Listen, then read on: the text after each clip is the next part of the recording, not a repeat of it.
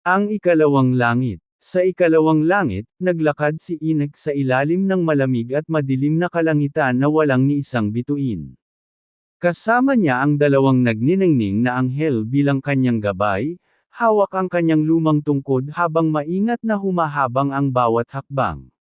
Biglang napalitan ang katahimikan ng malalalim na buntong hininga at bahaw na pagdaing na nagmumula sa kailaliman. Dinala si Enoch sa isang malawak at madilim na piitan na tila walang hangganan.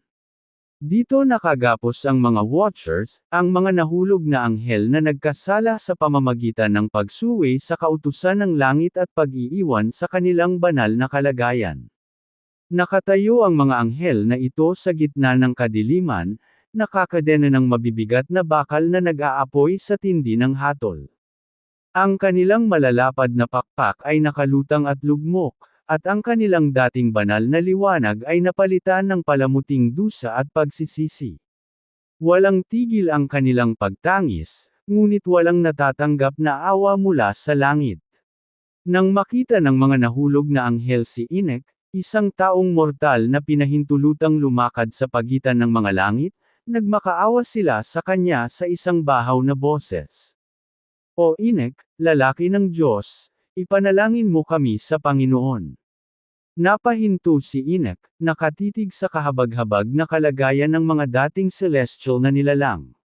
Sa kabila ng kanilang malaking kasalanan, naramdaman ng matanda ang bigat ng kanilang dusa. Sino ako upang mamanhik para sa mga anghel? Ang mahinang tugon ni Enoch habang nakahawak sa kanyang tungkod. Ako ay isang taong mortal lamang, samantalang kayo ay ginawa para sa mga bagay na walang hanggan. Ipinaalala ng dalawang gabay na anghel kay Enoch ang kadakilaan ng katarungan ng Diyos. Ang piita na iyon ay hindi lamang lugar ng dusa, kundi isang walang hanggang paalala sa buong sanglikha, na ang pagsuway sa langit ay may katumbas na matinding kaparusahan, gaano man kadakila ang iyong pinagmulan. Bitbit ang aral ng katarungan at awa, ipinagpatuloy ni Enoch ang kanyang paglalakbay patungo sa kasunod na antas ng langit, habang ang mga hiyaw ng mga watchers ay dahan-daang nawawala sa kadiliman ng ikalawang langit. Kung mahilig kayo sa mga gantong usapin mga Brad and Sis, baka pwede pa follow, like and share naman po. Salamat.